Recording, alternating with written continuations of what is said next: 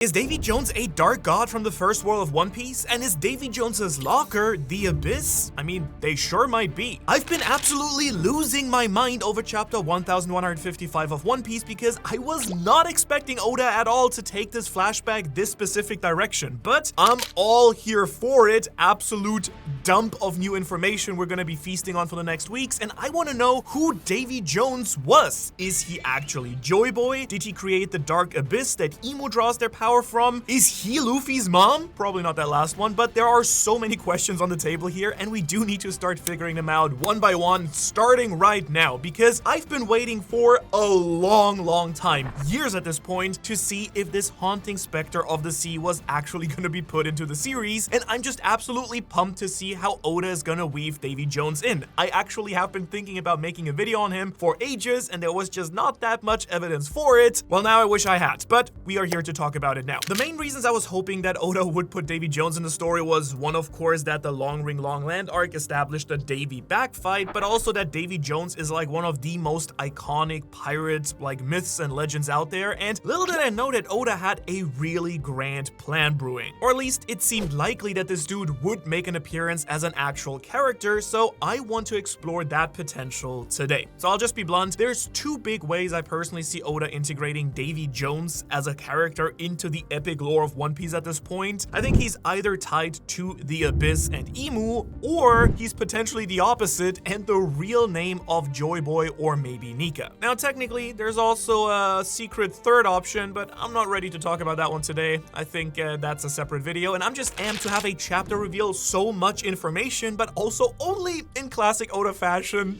Just enough that it doesn't make it clear what direction he's actually going with things. To me, usually the best part of theorizing about these chapters is when I'm left torn between logical ideas, so maybe you can help me figure out which path is more likely in the comments after you've watched this video. And I kind of figured that it might make sense for us to cover the most obvious and glaring thing first, that being Davy Jones being a character or force associated somehow with Emu themselves. Also, since I do know it's a big point of debate, Emu is looking more and more like a woman after 1155 revealed Gunko in that nun's habit looking cowl thing, and then the next panel depicts Emu wearing something similar in that very silhouette. Just saying, Femmu is gaining stocks the same way that Rock's the Buggy is after the bounty poster for Rocks was revealed here too, to be basically just the one-to-one with Buggy's current wanted poster. I didn't expect Oda to go that obvious with it after this was just an idea thrown out last week, but I'm down, I'm all here for it, right? Anyhow, Emu, woman or not, may have a super deep connection to this demonic force named Davy Jones. And if that's the case, Zebek being an absolute menace and forcing his way into the flower room was just to tell Emu, I'm gonna come for your spot, big dog. And I kind of think that that would be hilarious if that's what if that's what's going on. So how would all of that actually work? Well, I think the logic here lies in the idea of what Davy Jones and Davy Jones's locker are a reference to in the real world and with real pirate lore. You see, Davy Jones's locker, which is what I think everyone thinks of immediately when they hear Davy Jones, is a metaphor for the ocean's abyss. It is very widely used to describe the final resting place of people who drowned at sea, you know, sailors and travelers alike, and this all lines up incredibly well with things that we've been discussing on this channel for months now, and in the community at large, obviously, for probably years at this point. Emu's name is the Japanese word for ocean, umi, backwards. Emu has a very similar design to the massive yokai, the Umibozu, who is known for drowning ships and sailors in the ocean, and literally just look at the Umibozu here and then take a peek at the giant weird beast that Emu turns into to defeat Sabo. Yeah, she's giving pretty good Umibozu energy here, and I'm just gonna stick with the she until I'm inevitably proven wrong in the end anyways. Not to mention that a lot of fictional depictions of Davy Jones take this devilish or abyssal design into account too. I mean, a very popular depiction of Davy Jones is from a story way back from 1751 titled The Adventures of Peregrine Pickle. By the way, I kind of wonder if there's some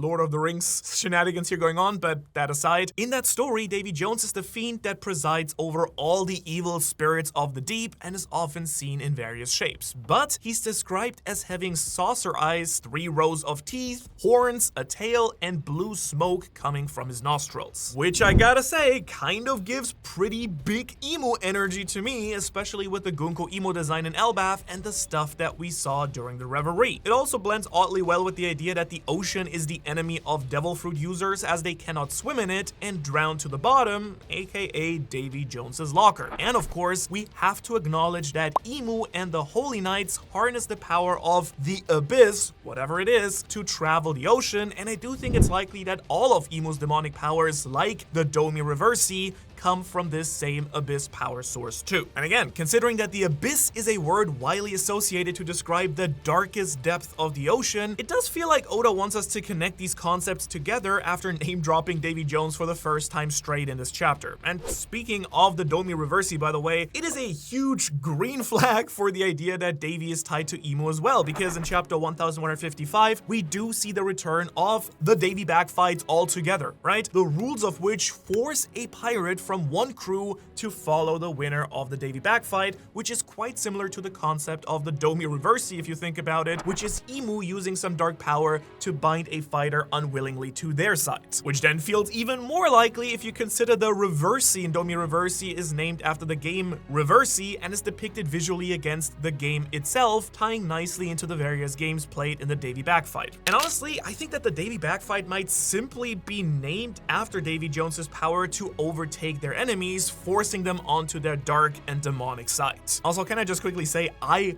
loved this little panel of Rocks going through the Davy Backs games to win his soon-to-be crew. I just wonder who he was straight boxing here, and boy, do I feel bad for whoever that was. Also, if you're watching this channel, you do know just how much I love and adore this entire show. Every single arc, with the exception of the Long Ring Longland arc. However, I now must kind of admit it is really fun and refreshing to see Oda weave this back into the story at this point with such a new twist on them and with a lot of added context. So maybe on the next reread I'll do, maybe, just maybe, even Long Ring Longland will be fun to read. I'll update you once I'm there. So genuinely, I think there's a ton backing up the idea that Davy Jones is a figure or entity associated with Emu in some capacity. But how, right? And why would Rocks be a worshipper of Davy Jones, which I should clarify is what the Japanese directly calls out here. It says haisu, which is to worship, to, you know, pray to. It's kind of like a godlike thing, right? So some early spoilers seem to softball the idea and said that he was just an admirer or a fan of Davy Jones, but no, the translation would be much more accurately translated as worshipper,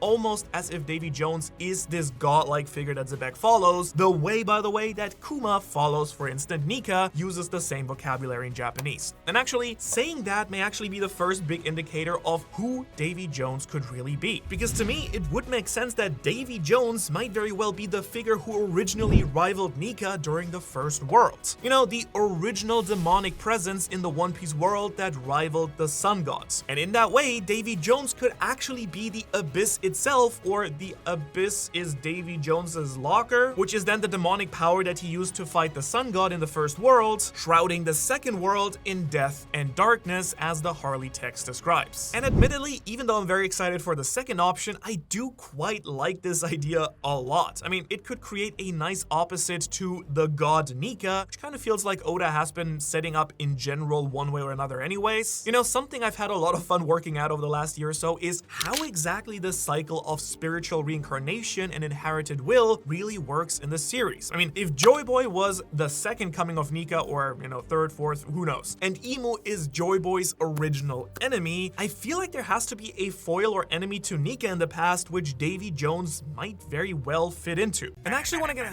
oh, okay. Yes, what's up? Hey, hi, hello, it's me, the Fleet Admiral. Can you hear that? The rhythm of the taiko drums of liberation? And look at these glowing lantern light up the sky.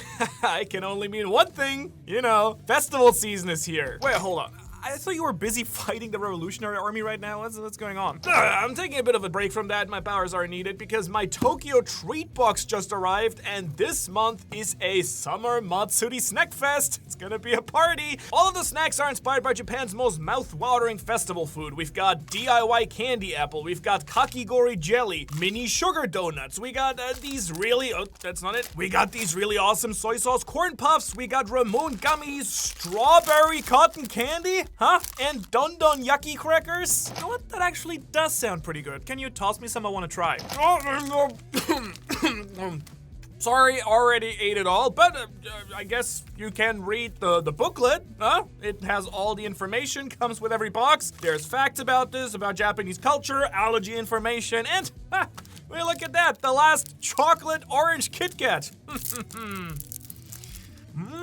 Now, the good news is that you too can enjoy amazing Japanese snacks from your very own home because Tokyo Treat has worldwide shipping.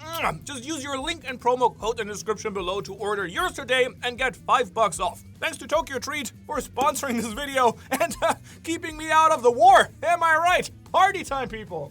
Well, now I'm hungry, but let's get back to the video. Also, slight tangent, but connected to this, it seems more and more likely now that Blackbeard will be the emo counterpart to Luffy in the modern era, so Davy Jones being the original demonic presence in the One Piece world would sort of finish and fit into this pattern of generational passing stuff on, right? In the first world, it's Nika versus Davy Jones. In the second world, it's Joy Boy versus Emu, leaving us with Luffy versus Blackbeard in the third world, aka the modern era. But with that being said, I also want to toss out another idea that could be the case that Oda goes another route, which is that Davy Jones is straight up still alive. He or she, I don't want to judge, I guess, because Oda might be crafting a world here where Davy Jones is a badass evil demon who might actually be captured and controlled by Emo instead, who is just using or harvesting their power, the power of the Abyss. And honestly, that might explain the origins of the Davy backfights existing in the series, because it could be that they're called that because it's a nod to how Emu captured Davy Jones. Emu may have won a Davy backfight against Davy Jones themselves, binding their power to Emu. And I do think that this would actually line up a lot better with Rocks calling out his worship of Davy Jones, and I do hope that he then proceeded to recruit a ton of goated pirates through Davy backfights. I don't know, maybe the Davy backfights actually somehow even tie directly into the insane power of the Abyss. It may be like a supernatural sea pact with the devil that is formed between pirates that cannot be broken, you know, a rule of the ocean like devil fruit users sinking, and you know, if you refuse to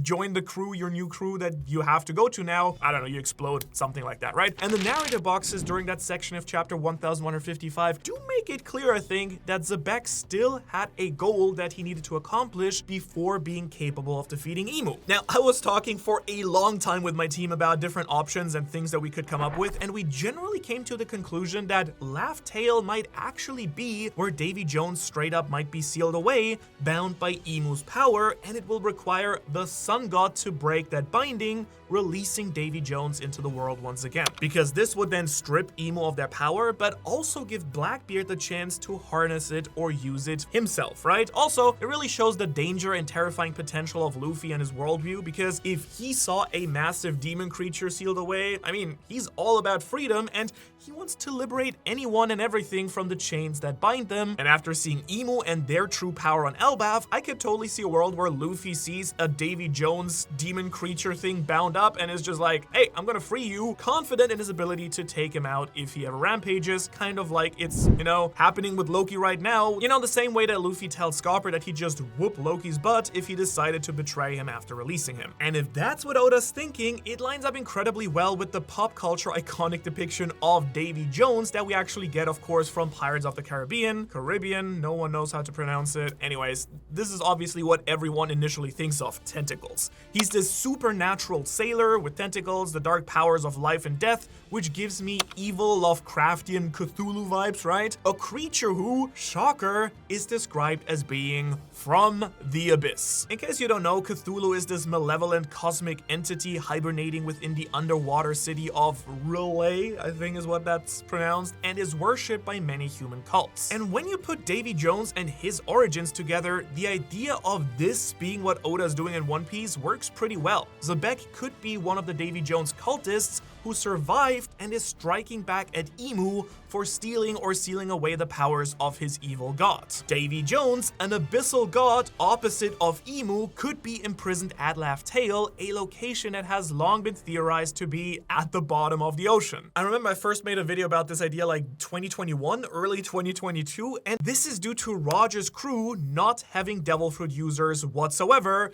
Shanks then forming a crew of non-Devil Fruit users, and Rayleigh's career pivoting into bubble ship coding. And oh, yeah, also Crocus, another former Roger pirate, building an island within a big whale. Actually, this would be really scary too, because it could give a much darker context to the "and he laughed" panel, because it could be the sickening madness of the god Davy Jones who's making the crew laugh here out of sorrow. All right, but stop. Okay, low-key, my tinfoil straw hat is taking over and I'm kind of spiraling a little bit. So while all this speculation is a lot of fun, I'm not sure if it's for you, I'm gonna steer the theory ship back into, less spiraling for now at least.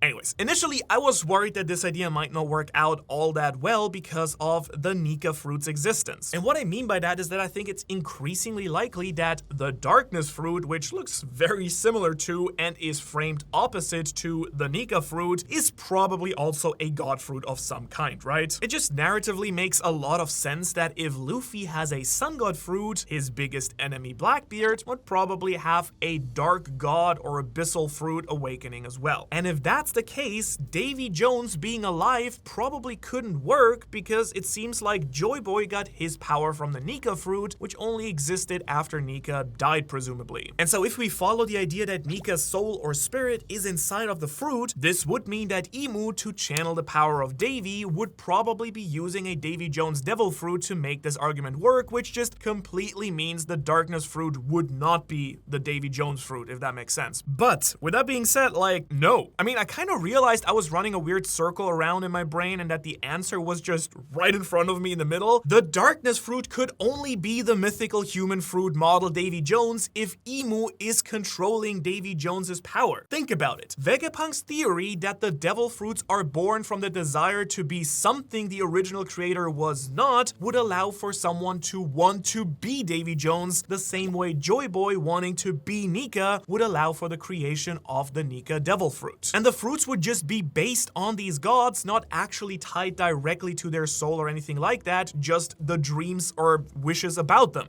The fruits would almost be just a copy of their powers, or what people think the powers would look like, the way that Vegapunk's artificial devil fruits are a copy of other fruits' powers. So maybe the devil fruits just contain the bloodline element of these gods, Nika and Davy Jones, while their full power is actually contained elsewhere, like, I don't know, the sunlight tree and the abyss? I kind of like that idea personally, but again, might be too out there for you. Rox may have been looking for the darkness devil fruit because it rivals Imu's power or would help him free the real Davy Jones captured somewhere, maybe on Laugh Tale. And then of course Blackbeard was chasing it in the modern era because, well, it's the continuation of his father's will. Teach is framed as wanting to conquer the world, the same goal as his father, so this lines up. Maybe he knows the truth that his father knew, and that's why he's been hunting down these epic devil fruit powers. After all, this chapter makes it really clear that Zebek knew a lot about the true history of the world, seeing as he knew Imu even existed to begin with. Or he might just be straight up still living in Blackbeard. And I think there's just still so much to unpack about Zebek's origins and how they may reveal his true goals, and don't worry, I'm going to be exploring all of that in the next couple of videos on this channel, the next one on Tuesday. No matter what though, I think a lot of it will stem from Davy Jones, and I think we still have a completely different option and way to go in for who this figure could be and why Zebeks actually worship them. So coming back to the actual other option for Davy Jones here, we see crafting this dark and twisted version of Davy Jones has been something really exciting for me this week, but I'm not fully sold on it yet. I think it's very likely and has a lot of potential to be the route Oda's actually taking us down, and it's really exciting to see a dark godlike figure potentially framed as stronger than Imu. It's super intimidating, to be honest, because it puts their power on a whole different level, and Imu is already crazy busted by the series standards. So a power that supersedes even them would frame that first world as an insane group of powerhouses, kind of like the first age in Lord of the Rings.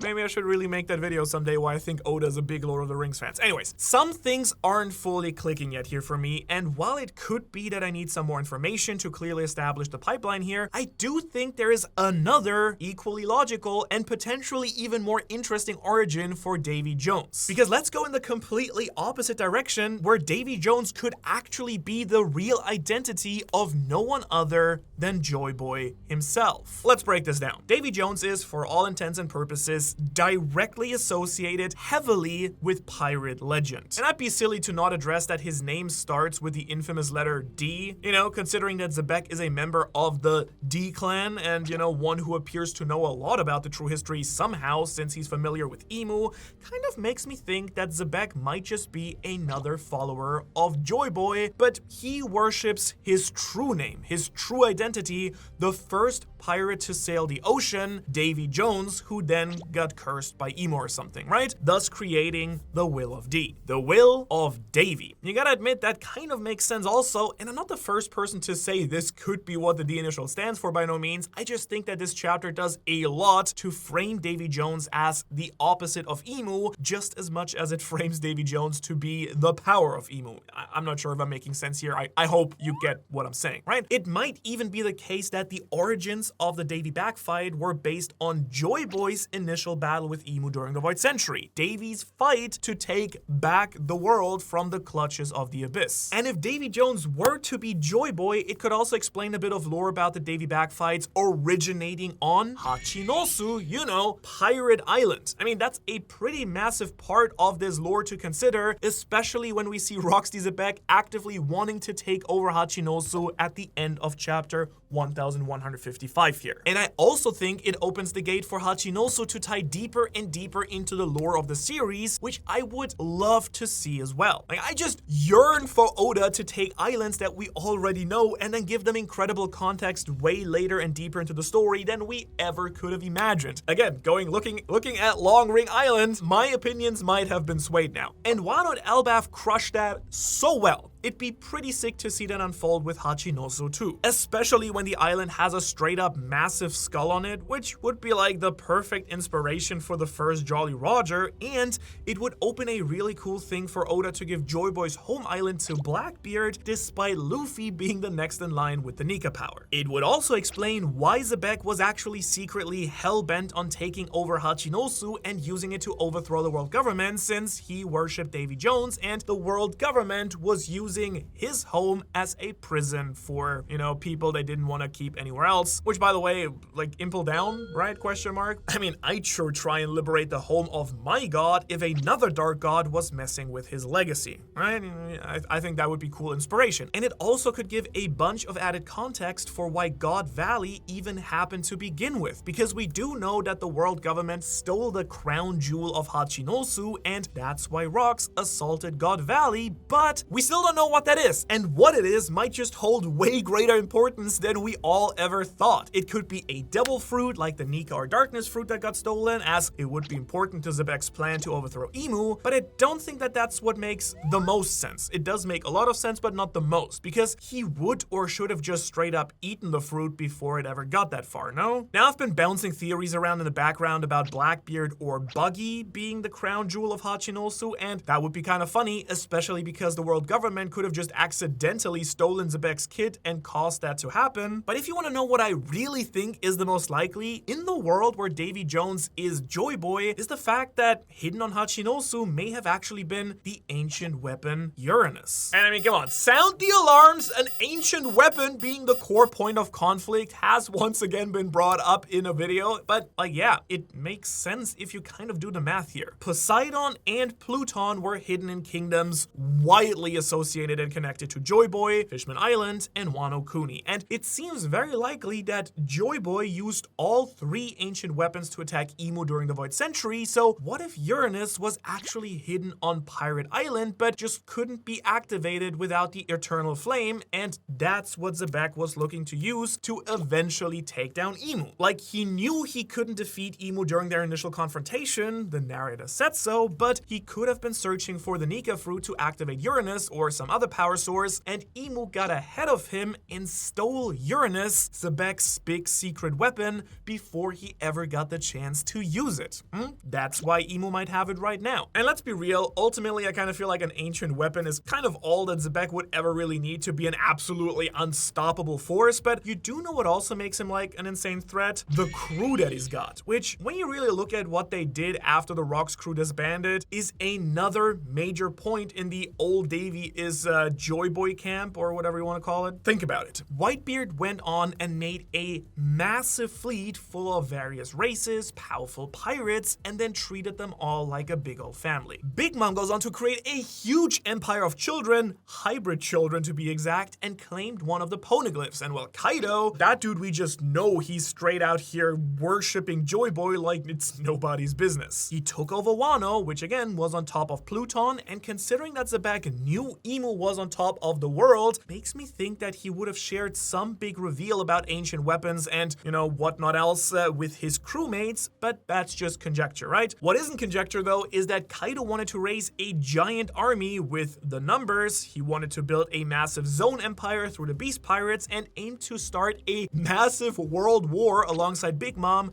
as they tried and finally claimed the One Piece. All these actions, while all sort of misguided, seem like attempts at creating a fleet or crew very similar to that on the left side of the mural, right? Because this here depicts what I safely assume is probably the second world from the Harley text, the Battle of the Void Century, and what this tells me is that Zebek as a captain was building his own crazy powerful crew similar to that of Joy Boy, and that his crewmates went on to do the very same thing, which when we all tie it all together would add a ton of credibility to the idea that Davy and Joy Boy are in fact one and the same. And this, by the way, would also explain why he might have used Davy backfights to win over his crew, because it was all about winning them over the right way, or at least the way that he thought was the right way. Joy Boy could have done the very same thing with his crew and fleet, winning over everyone through silly games and random bouts, and the Davy backfights may have just been the way that Joy Boy found the most amusing to get his ancient kingdom to form. And that's what Zebek was trying to do as well. He was trying to take over the world, take the power out of Imu's hands, and create a world like the one that his god, Davy Jones, actually intended. But then of course that just begs the question, if Zebek was trying to overthrow and stop Imu, they must have been doing something insane. So what is Imu's true goal? Like, if we know that Luffy's is to liberate the world and bring the new dawn, and Blackbeard's might be to be the same thing as his dad's, that being becoming the next Davy Jones, what really is Imu up to here? Well, I do have a theory that might have cracked that question too, and it's all because of these 4 massive giant bridges that Imu has been building ever since the Void Century, a magic circle or symbol the size of the literal planet, but for what true reason? Well, if you're curious, you can check out that video right here to find all about that crazy theory. Otherwise, thanks so much for watching. Thanks so much to all you beautiful Patreon people who really make what we do here possible. If you wanna check out what we got for you over there and support the channel, go do that. We also have a free newsletter if you don't have money to support the channel but just wanna get weekly One Piece news, and I will see you